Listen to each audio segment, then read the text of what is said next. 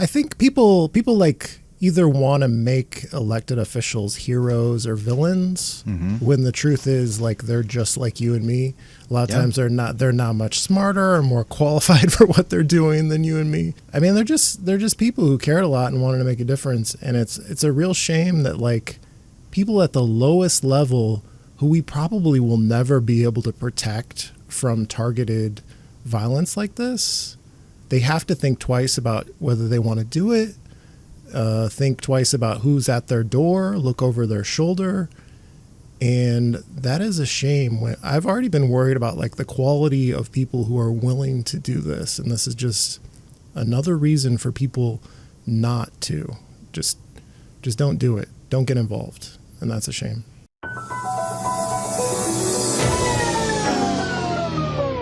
We're rolling. We're rolling.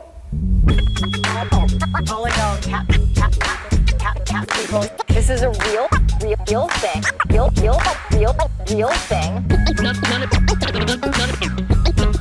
None of you have the balls to stop this. Stop this. I've got plenty of time. I have nothing else going on today. We're in the Wedge neighborhood right now.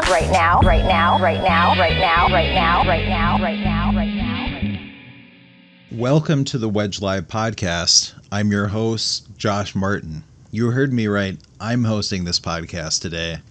And I'm joined by my guests, John Edwards and Taylor Dahlin, since they're the subjects of our main story tonight. John and Taylor, do you want to introduce yourselves? I'm John Edwards, editor and publisher of Wedge Live. I will be editing this episode later today. I guess I'm the producer now. I'm the executive producer of this podcast. I'm assisting host Josh Martin, our weekend fill-in host. And it's going to be very hard for me not to try and take control of this episode. So please slap me down if you need to. I'm Taylor Dahlin. I'm just a guest here. Before we get to our main story, there has been some major and tragic news in Minnesota recently, and it didn't feel right not to mention it. And that is the assassination of Melissa Hortman. Taylor, out of the Wedge Live crew, you're the first among us who uncovered this story. Do you want to talk about how you found out about it? Well, it was actually from John sending a message. Like, I woke up. Oh, really? Yeah, it was like early Saturday morning. I woke up at like 6:30 or something, and it was, there was a message like, did you hear about the shooting at this legislator's home? Like, we didn't know anything by that point. And so I was just up and just started like following. At that point, it seemed like it was just like mostly local media that was on it, like this, the MN Crime account, not to be confused with Crime Watch. MN Crime is a more neutral, not vindictive account. So they were on it, and then gradually, it just got bigger and bigger, and then it broke nationally. So, of course, since then, this story has been investigated and widely reported. What we know now is that early in the morning of June 14th, State Representative and former Speaker of the House Melissa Hortman, along with her husband Mark, were killed by a shooter impersonating a police officer.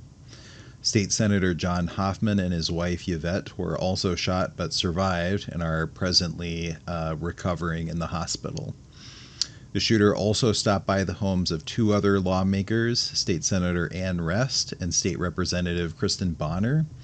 However, Bonner was not home, and the shooter left Rest's house due to law enforcement being present at the location.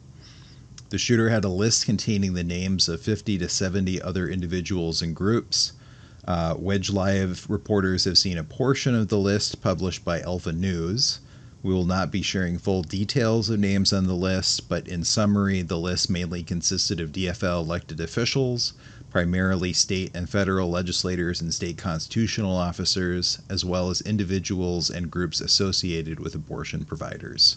Reporting indicates that several Wisconsin lawmakers were also on the list. After an extensive manhunt, law enforcement found and arrested the alleged assassin, Vance Bolter. The state charges include multiple counts of second-degree murder. The federal charges include multiple counts of stalking, murder through use of a firearm, and shooting with a firearm. Additional charges may be added as the investigation progresses. So I think that summarizes the facts of the situation.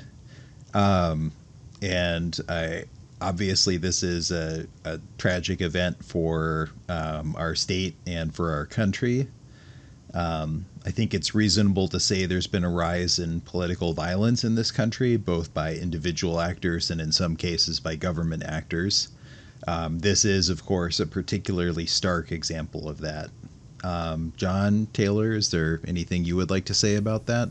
Obviously, this took place in a neighboring city to Minneapolis, so it feels really, really close. It's not just Minnesota, it is basically the Twin Cities. And one of the reasons, like, he went to 4 different state legislators' homes. One of the reasons he could do that is because of the population density here. And, like, we have so many legislators who live close together. Minneapolis has, I don't know how many, but a bunch. And what the suburban police departments were doing was sending cops out proactively to legislators' homes. They're like, oh, well, we know this person lives in our jurisdiction. Let's send somebody out. In Minneapolis, that didn't happen with MPD. I have heard from a legislator that did not happen. MPD was not sending people out.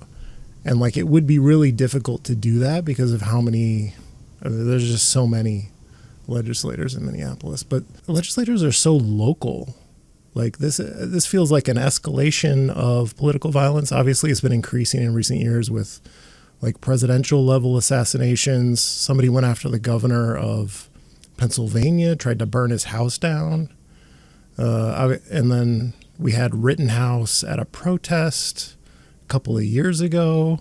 Like, it is getting worse and worse in this country.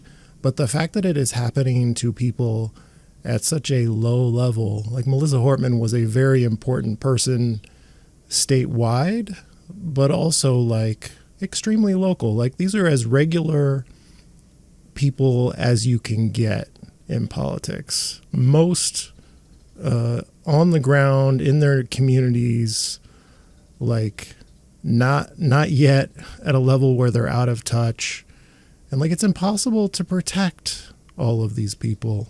Even though I didn't know Melissa Hortman, I think all of us have friends who did and think highly of her. And it makes you fearful for all the people you know who are activists, who are one step away from, like, either being a city council member or are a city council member. I've been concerned about city council members for a while now. And I was really troubled at the Ward 10 convention when Aisha Chugtai was shoved. Like, she was not hurt. I'm not comparing that to an assassination attempt, but, like, that was upsetting to me. And I think, like, there's something in the environment that's causing this, and it makes you sick. Taylor, did you have anything to add? Yeah, it is something that, I didn't realize this, but I lived up in the area of Brooklyn Park for a little bit where this happened, kind of like near that area. Brooklyn Park, Champlin. My stepsister actually, like, knew both the Hortman and the Hoffman's daughters growing up. So just, like, yeah, this is just, I didn't know that until now, but it was just, like, very surprising to learn that and to realize just how, normal and everyday, like you said, these aren't senators, these aren't high-level politicians, so it's really, really shocking. And then, just today what got reported is that there was a break-in at the Hortman's house.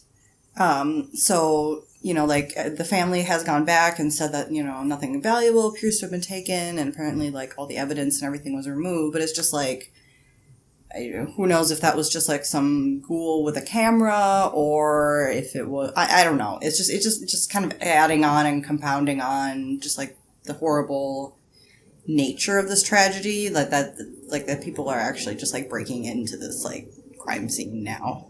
It's just ugly.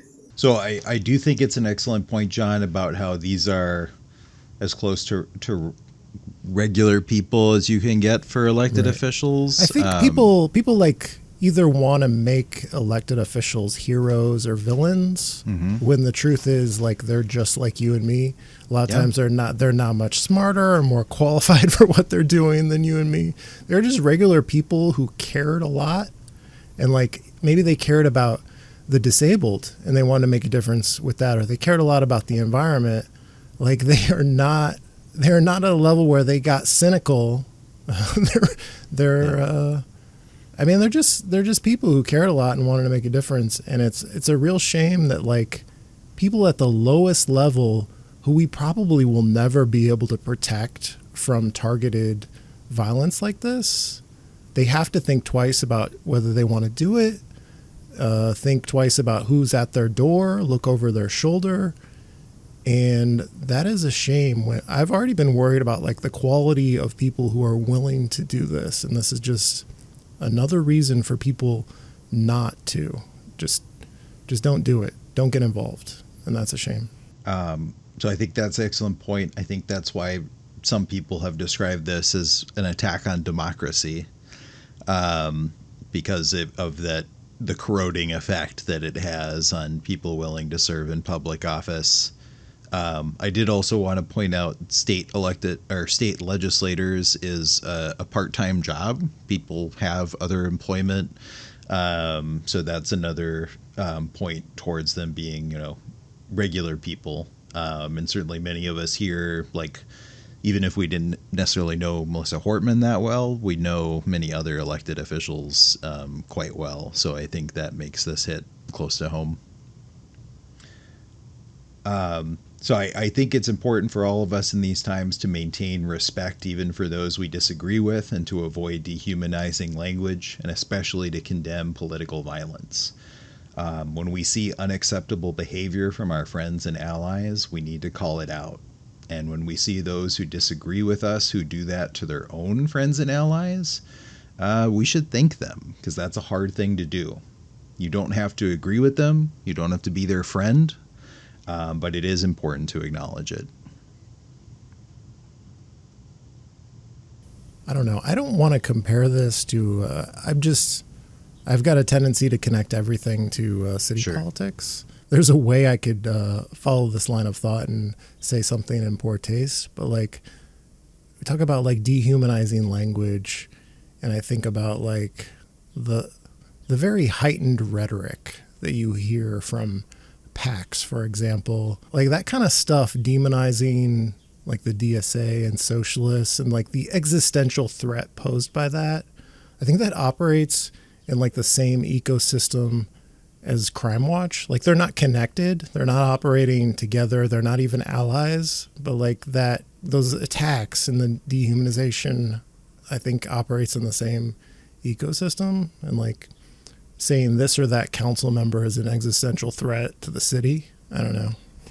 That email that just went out about the dual Michael Baskin, Shelley Medore fundraiser in Ward 2, that was from signed Alex and Steve Min, that talked about beheading the veto-proof serpent of a progressive majority.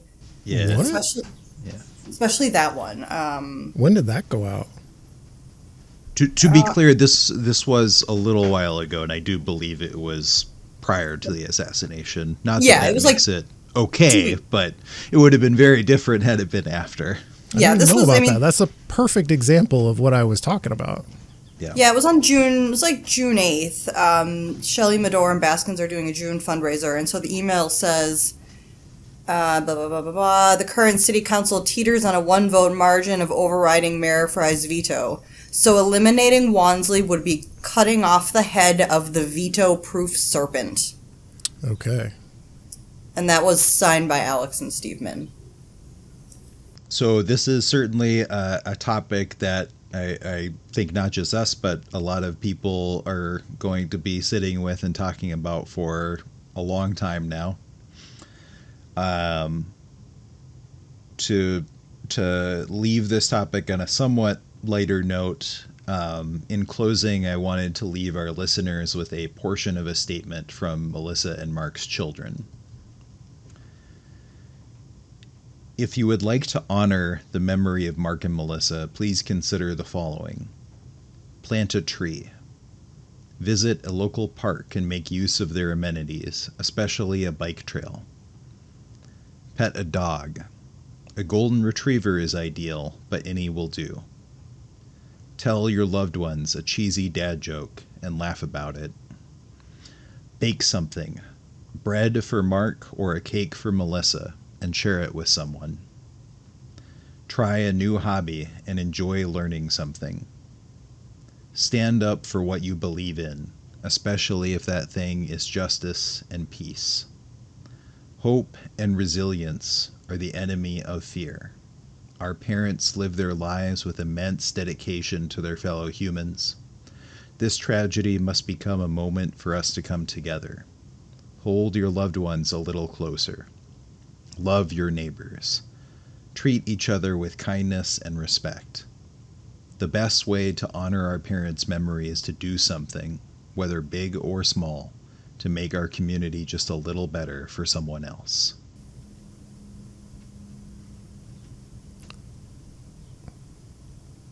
Thank you, Josh. If people notice that this episode is going more smoothly and more scripted than usual, that's because Josh is hosting.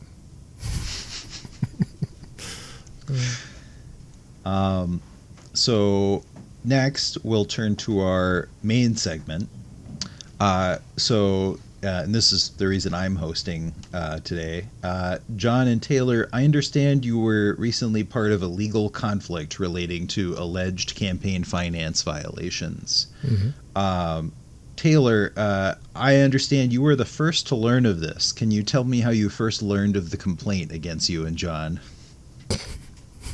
I was at the Minneapolis for the Many fundraiser at Ladonia, which was, I don't remember, sometime last month. And I had gone, like, we were in the back room.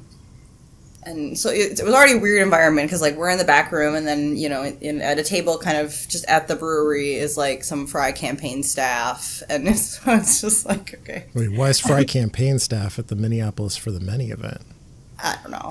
But so I go and I get in line to get some food, and then some guy comes up to me and he's like, "Hey, Taylor, I have to give this to you." And he hands me a piece of paper, and I was like, what the fuck? So I look at it, and it's just some kind of legal document. And he's like, "Oh, sorry to do this to you here. I tried coming to your door the other day, and someone had knocked at my apartment door, like, the night before, but I don't answer that. Like, nothing good comes of, like, someone knocking at your door. No, never." So, you know, he's just like, "Sorry to do this here." I'm like, "No, this is better." And then he walked away. It's just, and, you know, being at this party, there happened to be people who were like, you know, who have dealt with, like, campaign finance stuff before. So I was able to go show it to some people and get some kind of, like, on the spot advice. But yeah, I got served at the Minneapolis for the Many party. That's very incriminating for you because you're at a political, like a PAC fundraiser. At the moment you're being accused of a campaign finance violation, I feel like maybe I think you're guilty now. Hey, you can go look on their June report. They didn't pay me. Nobody pays me. Okay. Did you think it was a fan? Because when I got my guy coming after me, maybe it was the same guy. I was like, "Oh, look at this nice guy wants to say hi to the celebrity." Did you think that? I was probably the same guy. I assumed it was just somebody I knew, but nobody ever gives you paper, so that's where it gets a little like, oh, right. I don't know. And it took some time for them to track you down, John, right? You're apparently a very difficult man to find. What is the name of that movie character that we were comparing me to? Johnny English, Mr. Bean as like a James Bond style character. I just apparently I don't go places enough, and also, like Taylor, refuse to answer the buzz at my building's door. So, like, I think 3 times they tried, and then Taylor is telling me, "Oh, I got served." And was I included on it? Did it just show my name on yours? How did I figure out they were coming after me too? No, I think I ended up, like, I told someone, and then Or maybe I had already talked to Dan by then, and then he maybe mentioned that you were going to be. I saw some new papers that mentioned you, and then it was like, oh, you're involved. Yeah. So then I realized, oh, that's who was buzzing my door. I thought it was just a maniac out there buzzing my door, but like, oh, that's what that is. It's lucky that So anyway, the joke is I've been Johnny Englishing. You know, he kind of like. He bungles his way into doing heroic things. I was bungling my way into evading this subpoena without realizing it. Eventually, he got me. I was on my way to my weekly scheduled bike ride. He found the event page and he got me, and he still caught me off guard. This is how much of a Johnny English I am. Three attempts, I knew they were coming for me, and he still got me. And I was thinking, this guy's just a fan here to say hi to his hero, but no. So who was it that filed the complaint against you again? It was Ward 12 City Council candidate Becca Thompson, who had North Korea numbers run up against her at the Ward 12 convention. Has absolutely no shot of winning this year, but it doesn't even live in Ward 12, but has plenty of time to be pursuing bogus complaints against a couple of local heroes like Taylor and I. So what was the substance of these charges against you? Well, zero facts. There were zero facts in there. Claiming I'm a web developer, as if. So, I guess we need to talk about the website, Josh, right? We probably should talk about the website.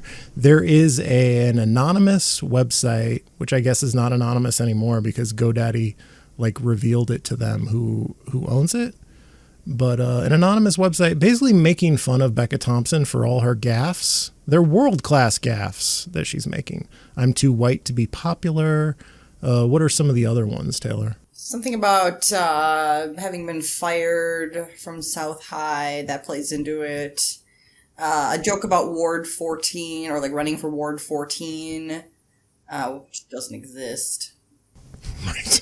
Like so a big part of the complaint is how upset Becca Thompson is that people are saying she's running for Ward 14 and that like telling people that is misleading. Like it's very misleading to say that there's a Ward 14. There is no Ward 14. Everyone should know. And if you say that, it's misleading and possibly it's a crime. Right. I thought that was funny. And John, what was the URL of that website, just so that our listeners know what website they should not be visiting? Visiting this website could be a crime. Sharing this website also could be a crime, and I don't think you should go to. I'm only telling this informationally so that you don't accidentally commit campaign finance crimes, alleged campaign finance crimes. So it's voteforbecca.com, and I'm spelling it out. I'm not hyperlinking it. I'm spelling it out so you can't click the words that are coming out of my mouth. That's voteforbecca.com. Don't visit it. Don't share it. It may be fun, but it's unhealthy. And were you able to obtain legal representation to face these charges? We were, yeah. Dan Suter, my personal hero. Yeah, I was messaging. I didn't even think he would, or, I didn't even send it to him thinking he would, volunteer to do this for us, but I just kind of sent him a picture of the document, and he kind of was like, oh, I'll represent you guys, pro bono. So we got to, that was one thing we got out of it. We got to go to Dan's office at the IDS, which is like way up top. That was fun. Yeah, Becca, you don't know that we got an elevator ride to the top of a tower. You thought you were causing us hardship? No, we got to ride to the top of a skyscraper. All thanks to you. Can you talk more about some of the process you had to follow and some of the burdens that were placed upon you through this abusive complaint? Yeah, we had to buy court clothes, campaign finance court. That was the big thing. It was like, you have court clothes. It's like, well, no, or job interview clothes. No, Dan, I don't have those things. I haven't done a job interview in a really long time. F you, Dad. F you. Yeah. Telling me I got to wear job interview clothes. And because there's no, the H&M closed in Uptown, there's no stores anymore. I had to order some dress on Amazon.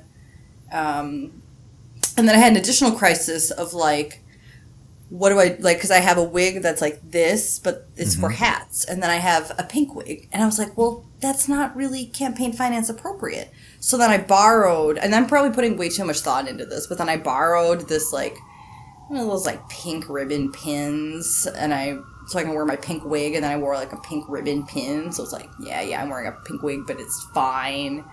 It's just, it was a burden.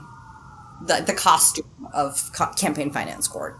So I had to buy, when I heard that Taylor was shopping on Amazon for her campaign finance court clothes, I felt liberated to reveal to the group chat that I also had bought some black Amazon brand dress pants to wear to campaign finance court.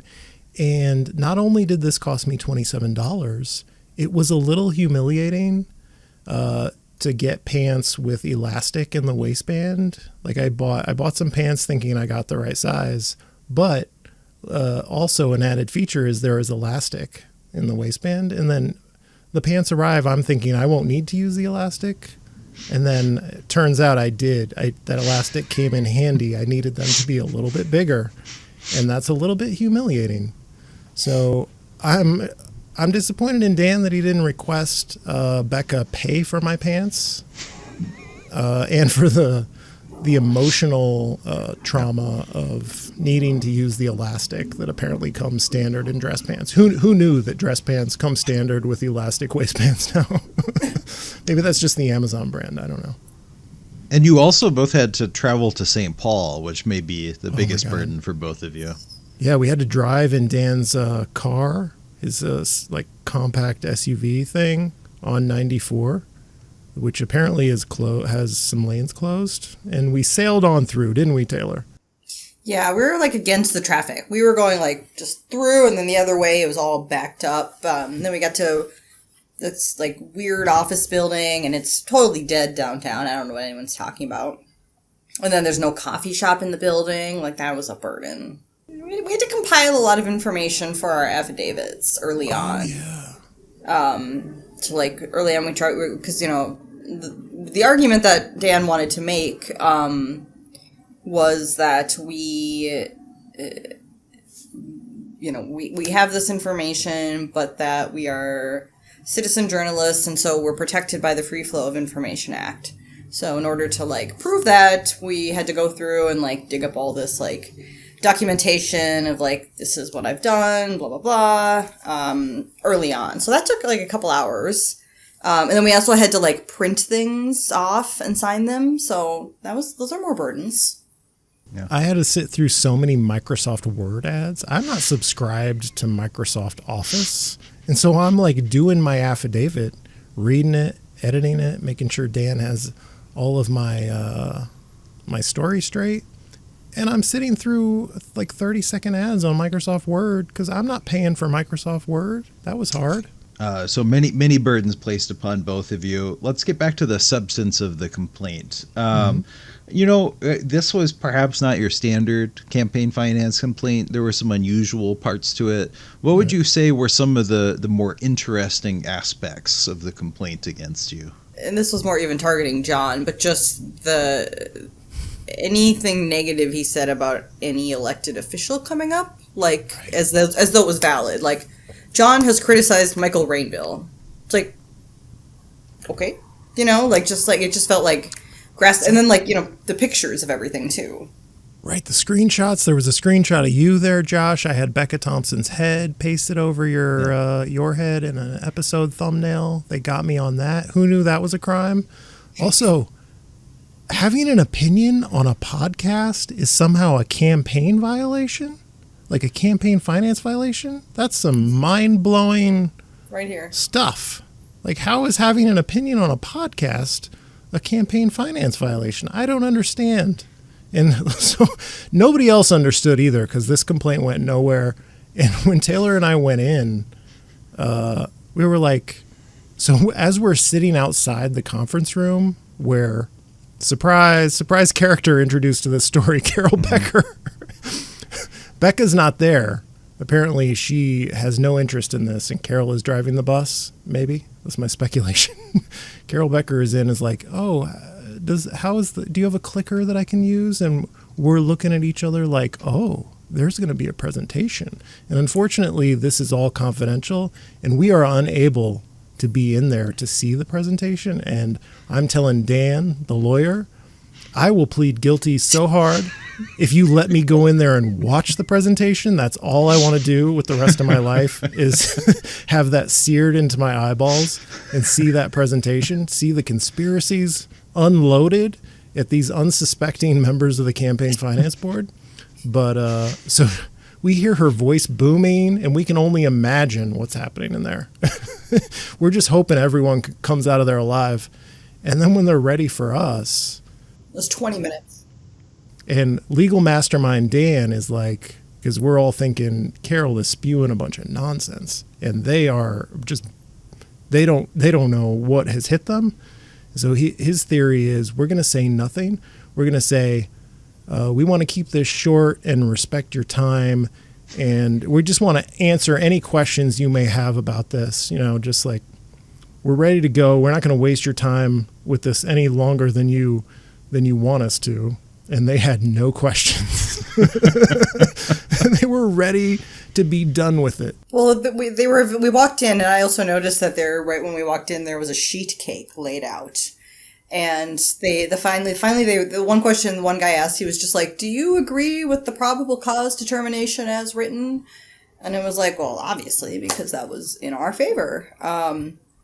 And yes, it was just in and out. Whereas Carol's presentation to them, she was in there about 20 minutes going. So we made it much easier because, they got all the written materials. Mm-hmm. There's nothing more we really wanted to say. So yeah, yes, we agreed. That was it.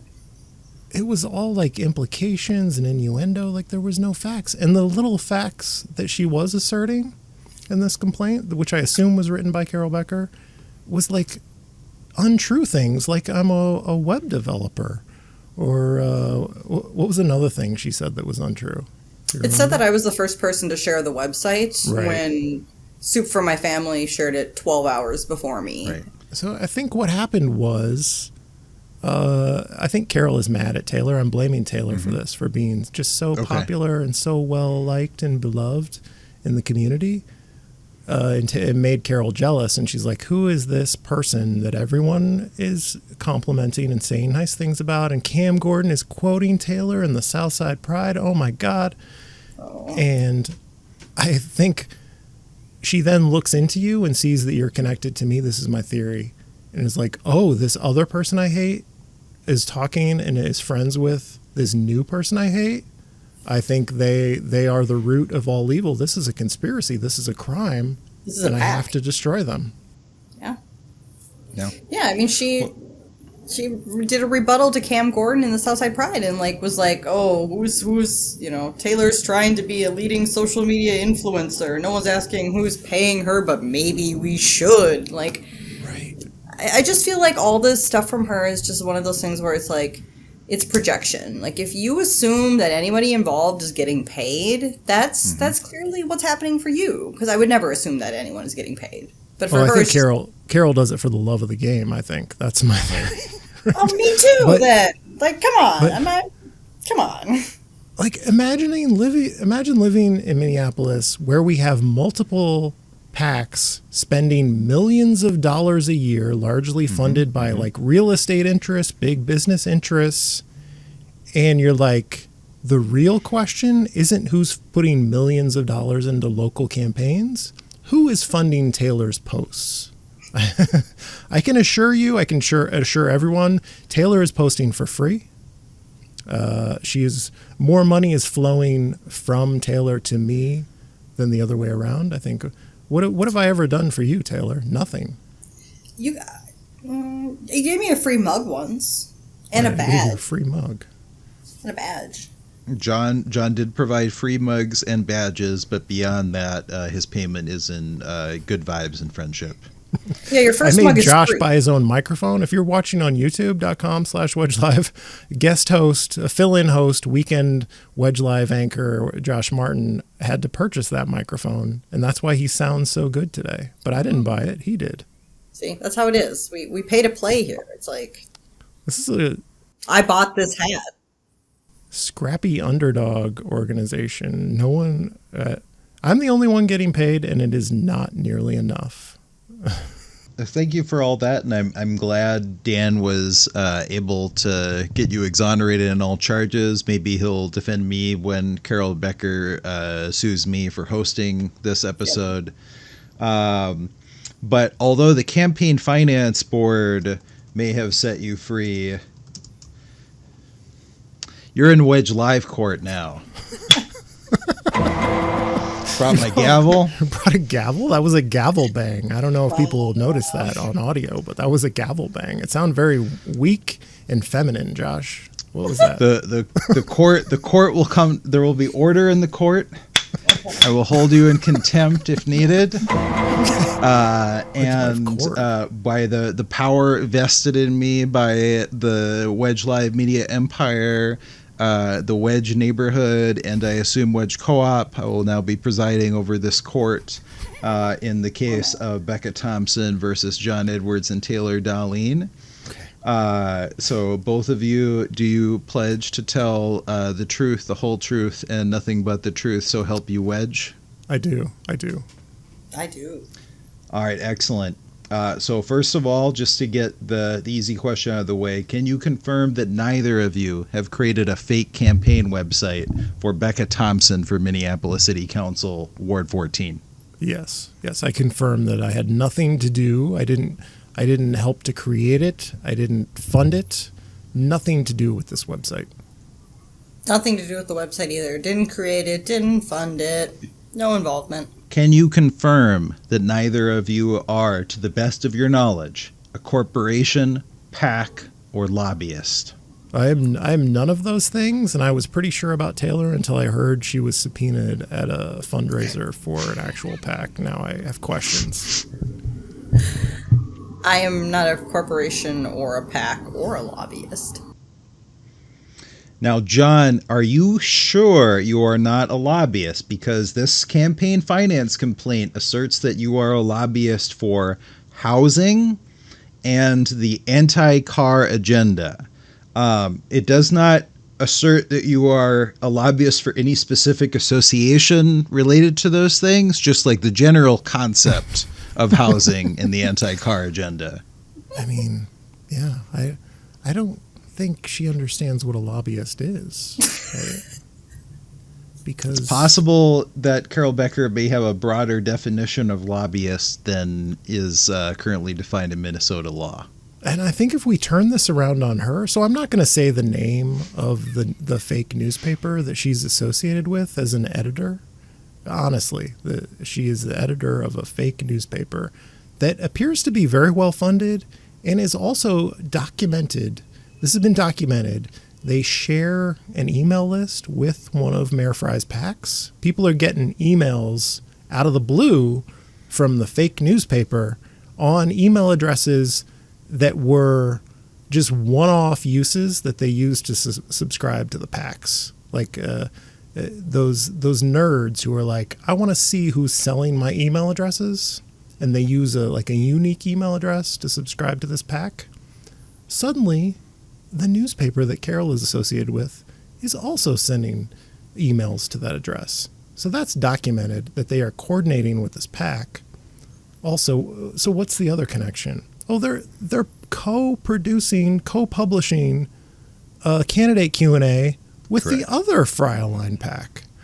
So how is this organization, this so-called journalistic entity that Carol is associated with, she's going to accuse me of being a lobbyist and doing politics when she's got all these connections? I think if we turned the focus on her, and I'm not saying anyone should do it, I'm not going to do it. I don't have time to waste my time on this bullshit. But if anyone was going to be accused of this, it would be Carol. Just like, I think she maybe is just this oblivious that she does not see she is guilty of the things she is accusing me of. But I encourage her to look inward. I know she listens to this podcast because I am so accurately quoted in the complaints, and I'm cheering myself on. I'm like, Carol, were you unable to find quotes of me sounding stupid?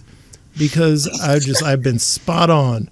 Everything she quoted me on, if I was going to quote you, Carol, I would pick some clunkers. I would pick some real bad quotes to make you look bad. You made me look so good in your complaint, and I thank you for it. Can you confirm that neither of you have received funding from corporations or foreign governments? I want everyone to know that these questions Josh is asking is not like a comedy bit. These are actual. Yeah, these are actual things that were allegations. alleged in the complaint. This is real. This is not coming from my own brain. Put the weird gavel banging intro out of your mind, which I'm gonna GIF later. That was from my own brain. Yep. Yeah, that made Josh look weird and frivolous, but these are actual allegations. No funding from corporations or foreign governments. Honestly, people listening to this, it's just regular people who are on the Patreon sending me money, and no one is sending money to Taylor. She posts for free. It's true. It's true. If you were going to take money from a foreign government, which government would it be and why? Hilltop. That's not a foreign, Hilltop is it's not a foreign government, Taylor. That's like I a live- trailer anything park, isn't it? outside of Minneapolis is a foreign government to Taylor. Yeah. I'm just saying, yeah. Okay, no. I would take it from Big Netherlands. There you I go. would, Yeah. I would spread their agenda of like weed and bikes all day. Right, I would take it from Qatar just to give Carol some material to work with. Rich. Send me a new plane. Yeah. Well, do you think Becca just gave up after she found out who made the website? Like she didn't care anymore? I don't know. I have no way of knowing because that's the fan fiction that I make up in my head about Becca is that she did not care at all about this. And Carol was like, oh, let me run with it. I must destroy these people. Yeah. Well, I mean, the GoDaddy gave up the person who is not us, who did make the website, and the OAH, Office of Administrative Hearings, complaint against that person is continuing. So they didn't give up completely, but Sure, you but know. gave up with respect to you because her real interest might be the person who actually made the website. We hope she's given up when it comes to us, but it's entirely possible someone may pop back up. Yeah. Okay. Now, these next questions are going to seem like non sequiturs, but they are still germane to the complaint, believe it or not. What did you learn about Taylor Swift during this process? So the most humiliating part of this is riding the elevator up to Dan's office at the top of the IDS tower. We got our skyscraper ride, and that was fun. But then we have to have Dan bring up on the big TV this website that I don't think I'd ever seen before, and it's an ugly website. I don't know why the allegations presumed that any professional made this website. We had to learn about the Gaylor conspiracy, which I did not know anything about. Apparently, Becca is an adherent to this conspiracy that Taylor Swift is actually gay, and we had to learn. We studied the content of this website that previously I had not known anything about. And voteforbecca.com is a website again no one should visit. If you're reading the filings and you see this website listed, don't go to it. Don't share it. It could get you in trouble. I knew about the Taylor Swift stuff before. Someone had mentioned it in connection with her TikTok, and unfortunately I'm well aware of the Gaylor thing, so it was just like one of those things where it was like, okay, just like another conspiracy theory to add to the pile of like, oh, this is what you believe in that, and then this kind of thing here, okay. And this leads me to perhaps the most important question. Through this process, you were exposed to the Gaylor theory, which posits that Taylor Swift is secretly gay and transmits hidden sapphic messages through her songs. Based on what you have learned, do you subscribe to this theory? And I'll remind you that you are still under oath. Based on so I consider myself a celebrity now that I've been the subject of tabloid-style rumors that I know not to be true, but yet they persist. And so I stand with Taylor. People are making some things up about her. They're making some assumptions, and none of it is true. And we need to leave our celebrities alone and stop subjecting them to falsehoods. Taylor, your response? No, I don't. I never subscribed to that because one of the other names that associated, they're like, oh, it's Taylor and then Carly Kloss, and it's like Carly's now married to the Kushner brother, so just the whole, no Gaylor. It's no. Very well. I've considered your responses. I will retire to my chambers to consider all the evidence, and I will return with a verdict shortly. Okay. You can bang your gavel. You gonna bang your gavel? No. All right. I have returned from my deliberations, and I rule in the case of Thompson v. Wedge Live, Edwards, and Dahlin, that Wedge Live, Edwards, and Dahlin are found not guilty on all charges. Yay. Oh, verdict watch is finally over. Finally, yeah. We're free and clear. Once again, always free. Okay, so court is adjourned. I should probably say for legal purposes, this was not a real court, and I'm not a real judge. But court is adjourned. You are no longer under oath. You are free to lie again, although I would prefer that you didn't. But thank you for sharing your harrowing personal story. You're welcome. The way I wanted to do this episode was just to run through every single allegation and screenshot in her various complaints, because that's how much I love reading these complaints. That could be a special edition you do. I don't think either of you wants to spend more time with me just pouring through this, looking at it's hilarious. My Mayor Frey, Omar.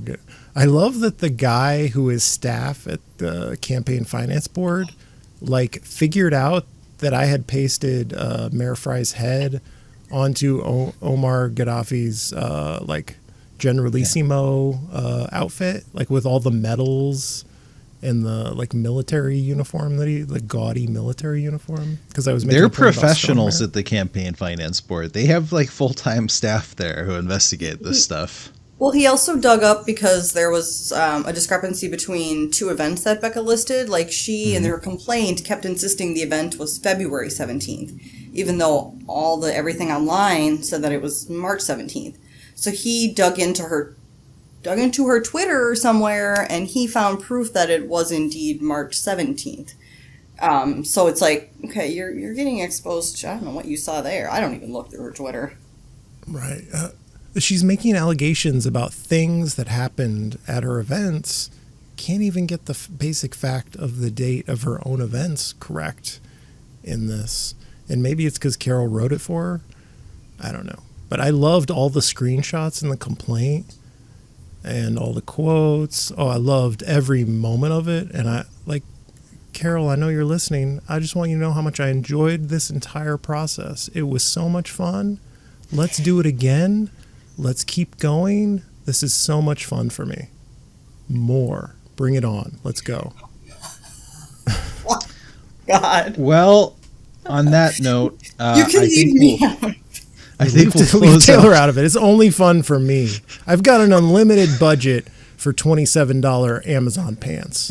That's how much foreign funding I'm getting. Here, quote this, Carol. I'm getting so much foreign funding that I have unlimited funds to spend on my Amazon pants. So let's do more legal wrangling. But no, let's not really, Carol. This can't be fun for you.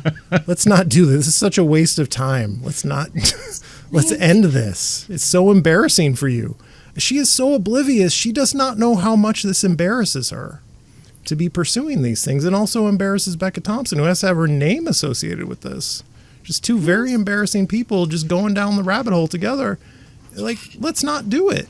No, it's one of those things where the fact that she has Carol's in her place is proof that this is not someone doing this funded by one of the PACs or anything. These are just two lone, unhinged people. No one's funding a lawyer for them. It's just the two of them worked up about, and even before Carol was confirmed in that one determination we got, we knew it because the fingerprints were all over it, the lobbyist thing, all these things, it was just, it was immediately and then they send the probable cause determination to us, which is written in future tense, and then it's tells us that Carol's going to go. So, yeah, it's not slick. It's very obviously Carol from the outset. Although I'll add one thing. One of the lawyers for the Feeding Our Future kingpin, a former lobbyist, I'm not going to say her name, but maybe you could figure out who it is, associated with the mayor, used to employ the mayor's wife, like very connected on the all of Minneapolis Frey side of city politics. So she was poking around Wedge Live, asking questions about me.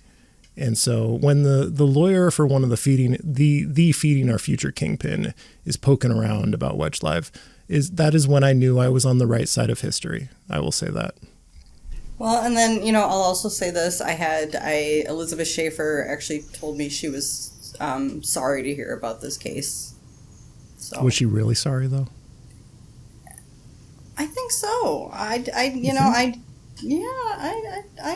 kind of think this is just a lone mission here, but I could be wrong. But yeah, I thought it was sincere.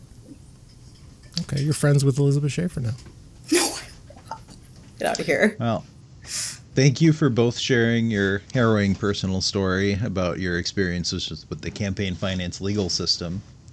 And speaking of campaign finance, I think we should close by talking about Taylor's research into We Love Minneapolis and their efforts to spend big on caucuses and conventions.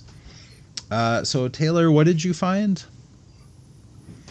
Well, they just put out like an updated June report, and even more landlords gave to it, and they spent even more on these candidates, and all for nothing. I mean, it was like, in the end, if you look at, the thing is about We Love Minneapolis now, I believe, is that they do have a 501c4 as well. Yes. But, so in the end, they spent for basically advertising, print advertising, let's say they spent $9,000 for Marcus Jones. And then they paid, it says they paid Joe Radinovich $7,000. So they spent more on Marcus's advertising only for him to quit before the convention. They were spending, combined $16,000 on advertising for Ward 2, and that doesn't even include the canvassing budget, which obviously we're not going to get laid out by ward like that. But, for me, it was surprising to see that they put equal amounts of money towards advertising for Lene Palmisano, with no challenger and it being Ward 13. Well, I wonder if they just if they just sent this mailer citywide, maybe they just divided it up equally and on the finance report. So, they had some wins. I think it's closer in Ward 10 than you would like it to be if you're a progressive. I don't know that Elizabeth Schaefer really needed their help. I would guess if she wins, she will be the wealthiest person on the city council. She could probably pay for this all on her own if she needed to. There's no shortage of money in Ward 7 that would have flowed into her campaign. Lisa Goodman, for the longest time, had a massive war chest and it's the same people who would be funding Elizabeth Schaefer in Ward 7. It would be the Goodman segment of 7. So I don't know that they really needed to form this garbage pack for the sake of Elizabeth Schaefer. No, and she has a massive office now too on Hennepin and Franklin, right on the corner there. I like that Brian Strawn, his website hasn't been functioning since he had North Korea numbers. He's having website issues. Just long-standing website issues. I know people are telling you, Josh, that he's actually still a candidate, but you're not a candidate if your website doesn't work for months on end. That's a basic. Of course, we've talked about Becca Thompson. I can't believe anyone is shameless enough to put her name on their website and tell people, yeah, we support this person and you should too. That is very embarrassing. But these people have no shame. Who else? And Marcus Jones, you mentioned, dropped out. They put out a lawnmower video of him riding off into the sunset before anyone cast any ballots at the Ward 9 convention. Who rounded out my top 4? Is it Baskins? Michael Baskins, yes. Yeah. Who doesn't appear to be. He ran last time. He ran as a write-in candidate in 23. And appears to still be running as a write-in candidate. it's like the level of visibility of a write-in candidate, even if I don't even know if he'll put himself on the ballot. Like we got to the point where they were going to cast ballots in Ward 2, and he's like, oh, no, that's okay. Just vote for the other candidate, not me. I'm backing her. Well, why are you still in the race? What's the point of your campaign? So, Taylor, how much did they spend in total? Let me pull it up. I spent all day. 310? I think it was 310. Yep, that was it. 310. So fell short of their reported 600,000 projection that they wanted to do. But still, like an eye-popping amount of money when you're just spending on the DFL process. That's a lot of money. Yeah, because they didn't need to exist for Elizabeth Schaefer to win in Ward 7. Right. I think if anything, they really helped maybe in 10, but we didn't need this in 7. And I don't think 10 is going to work out for them at the general, so I don't know that they'll even have an impact one way or the other. It's going to be real debatable whether they have any impact, or the things that are about to happen would have happened with or without them. Well, I think it's hard to, we won't know, because it's one thing about their spending is that in Ward 5, they're just going all in against Ethropic Burnett. They gave equal amounts to Pearl Warren, Miles Wilson, and then Andrea Young, who's kind of a strange candidate because she's both went for We Love Minneapolis, or All of Minneapolis, or We Love Minneapolis, and then also she went for DSA. So maybe they'll work in Ward 5. That's the one that I never really know what's going on there. And one more thing, what we're doing here with these PACs is we're running crime as a wedge issue, pun intended, for these campaigns that are funded by real estate interests and big business interests, so they can win victories on things they would not otherwise be able to win. And that's what it is. They're manipulating you on crime. When crime is down, police staffing is up, and some of the candidates they want to whip you up against have voted for these police budgets, have voted to increase police staffing, and they want to whip you up against renters' rights and workers' rights.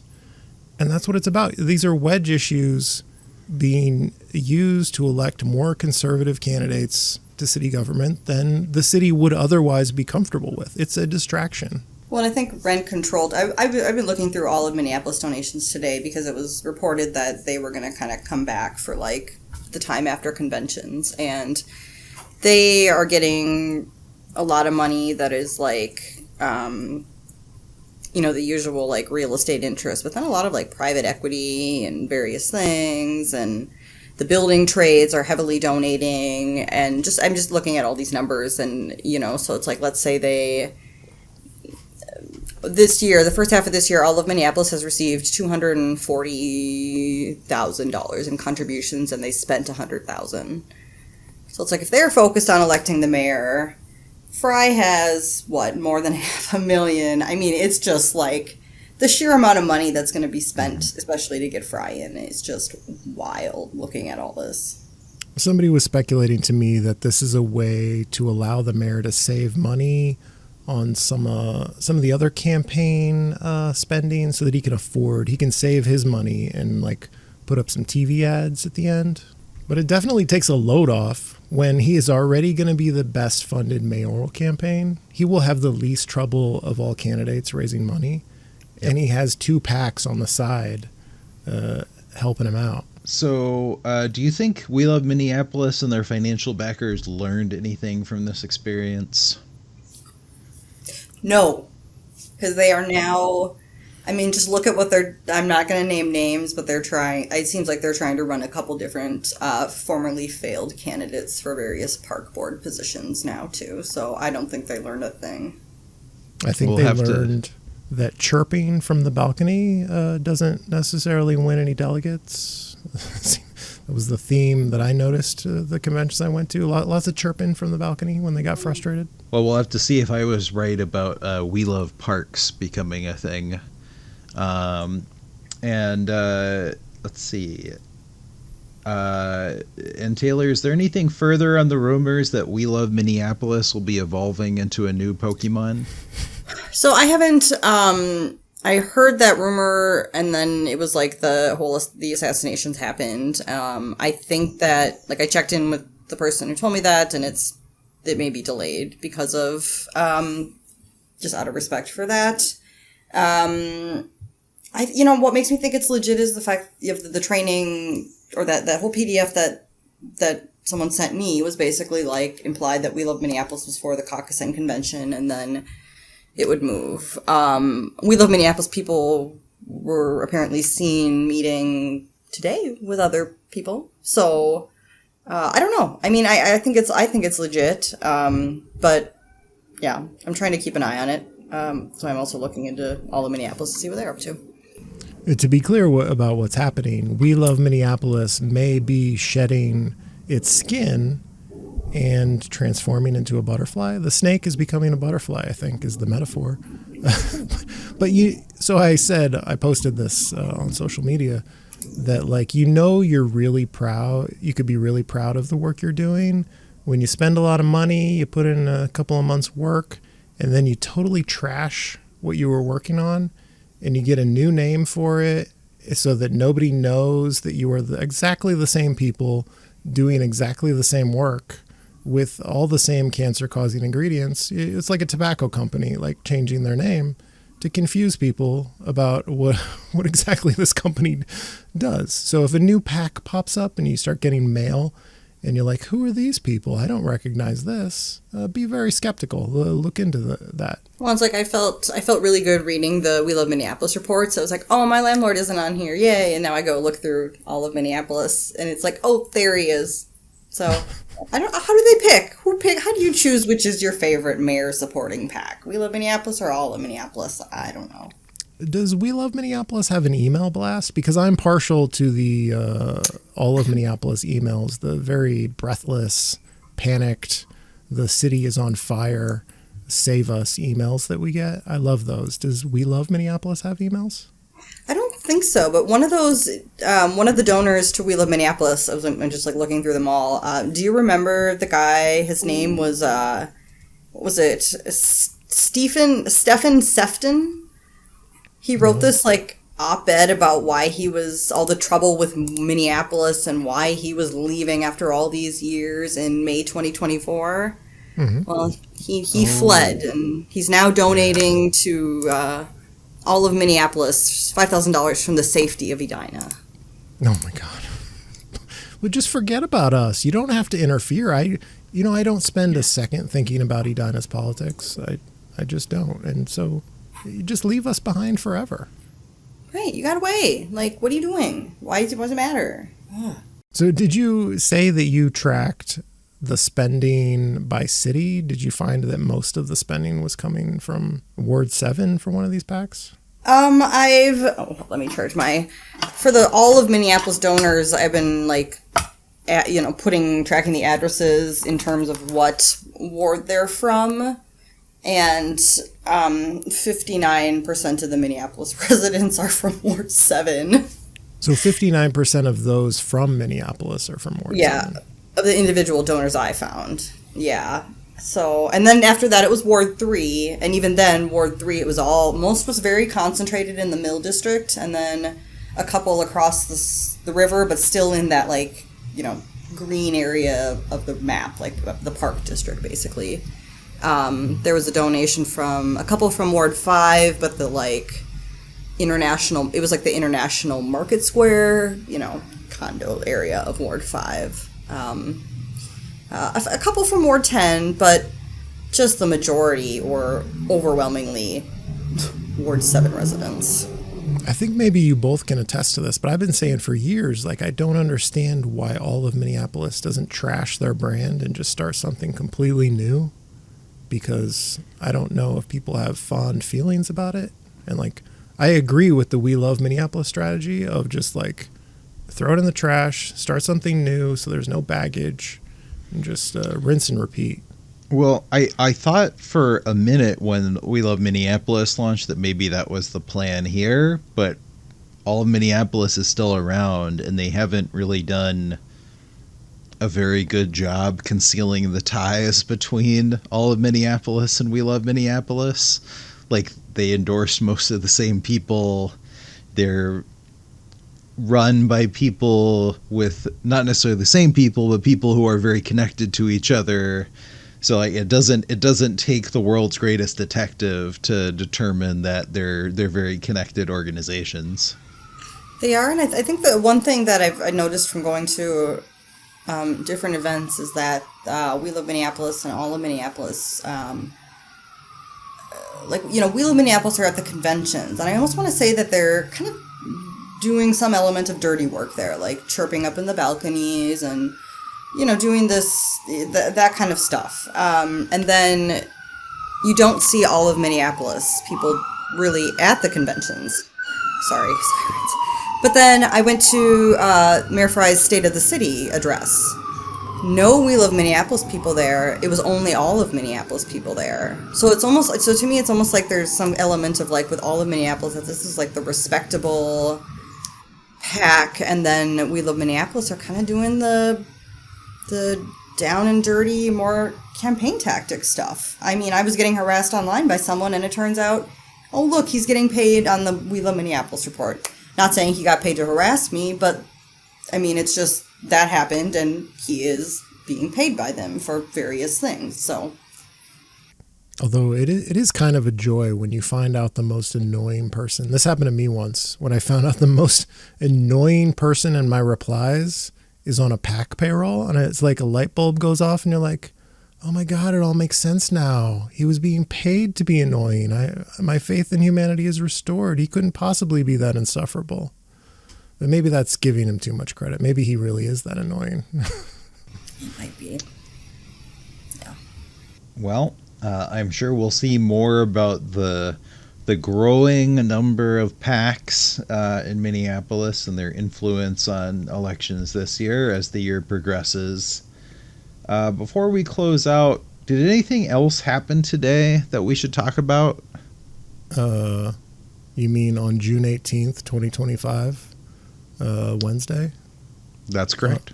On a day when I have read all of your posts announcing new candidates for various offices? Mm-hmm. No, nothing. No, nothing? Okay. No. Just thought I'd check. No. All right. Well, with that, this has been the Wedge Live podcast. Thank you to our guests, John Edwards and Taylor Dahlin. I'm your temporary host, Josh Martin. Now that John has been cleared of all crimes and freed from campaign finance jail, he should be back to hosting this podcast next time. Thank you for listening. This is a real thing. Real thing. Josh, would you ever do this again? Sure. Okay. A permanent fill-in host / weekend anchor. You're basically the Pete Hegseth of the Wedge Live podcast. You are the flashy, I don't know if I like that. Muscular, very militaristic weekend anchor for Wedge Live, Josh Martin. None of you have the balls to stop this. Stop this. I've got plenty of time. I have nothing else going on today. We're in the Wedge neighborhood right now.